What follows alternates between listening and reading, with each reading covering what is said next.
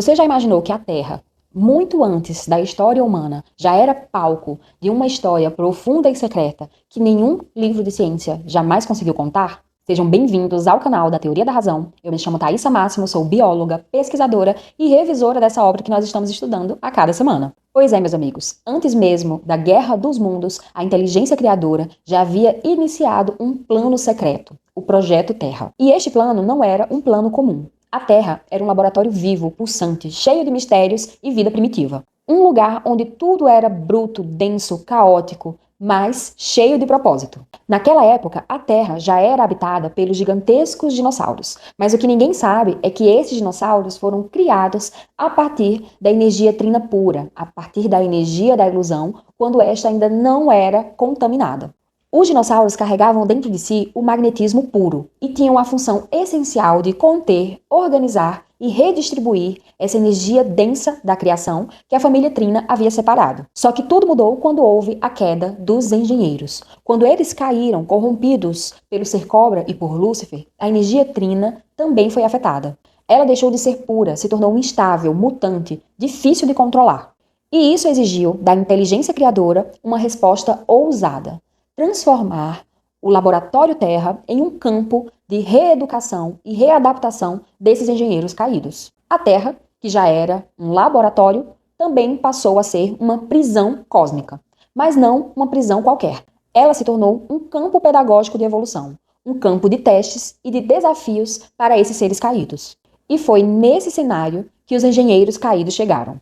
Só que eles não vieram em qualquer forma. Para suportar a densidade da matéria terrestre, os engenheiros receberam corpos imensos, gigantes, resistentes. E assim surgiram os engenheiros gigantes. Só que mesmo possuindo corpos grandes, eles eram frágeis. Imagina só, um ser que estava acostumado a estar lá nas alturas, lidando com frequências mentais altíssimas, agora habitando um corpo sem habilidade de comunicação, sem a sua memória ativa de engenheiro, sem saber como limpar até o próprio corpo e tendo que lidar com criaturas gigantes como os dinossauros.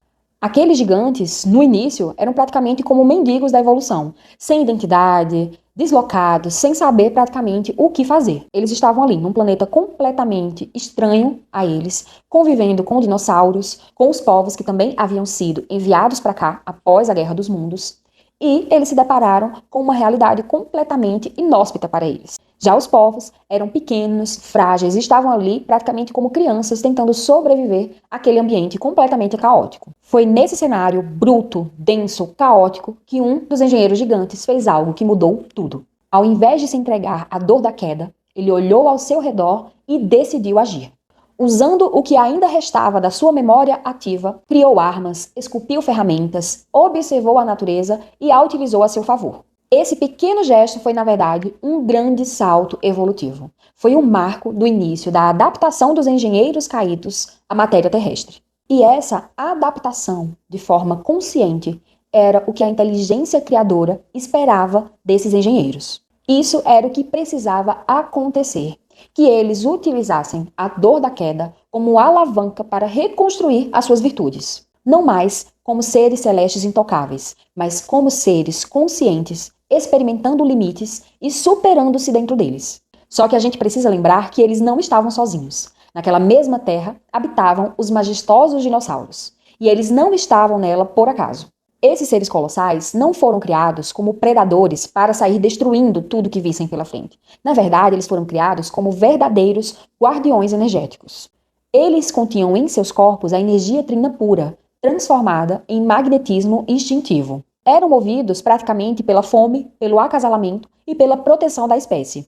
Eles encarnavam a sobrevivência em seu estágio mais bruto e por isso mesmo serviam de recurso pedagógico.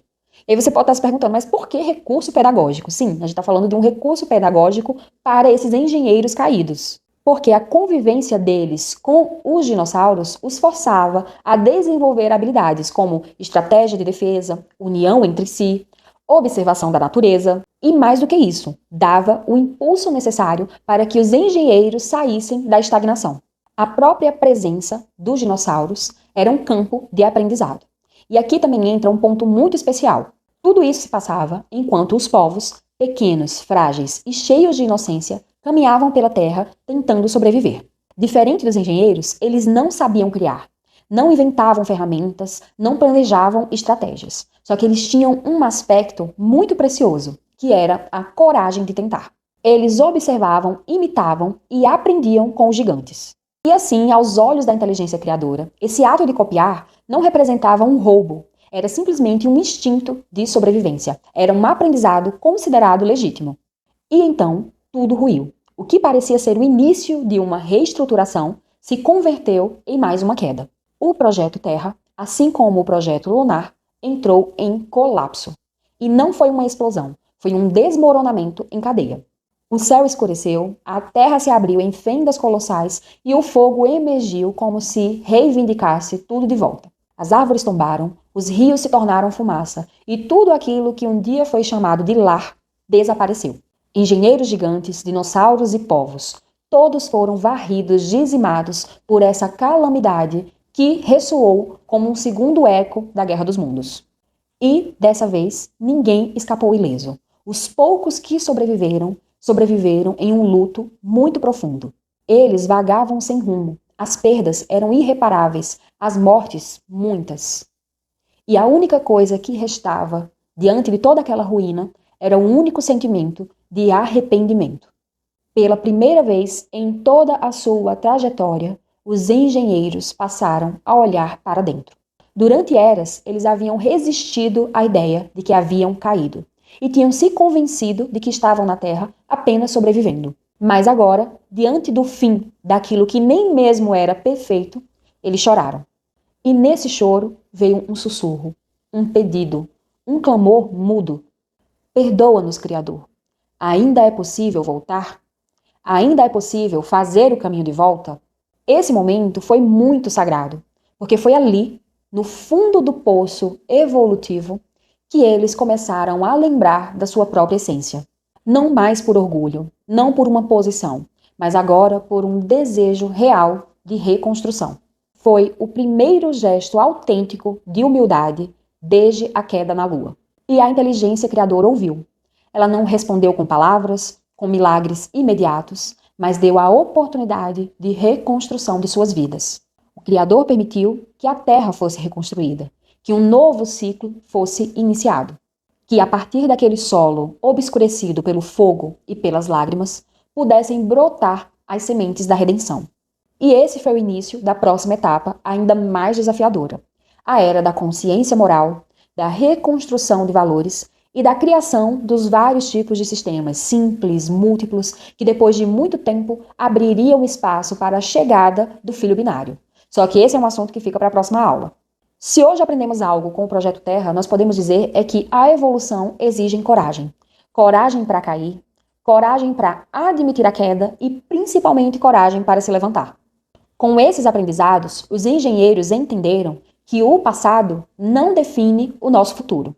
E os povos que a humildade é uma força tão poderosa quanto a inteligência. E ambos, juntos, se tornaram o campo fértil para o nascimento da família trina material. A Terra continua sendo um laboratório vivo de aprendizado e evolução. E a jornada dos engenheiros e povos continua. E o que a gente pode concluir é que a coragem para enfrentar a verdade e seguir adiante é o que realmente importa. Até a próxima aula!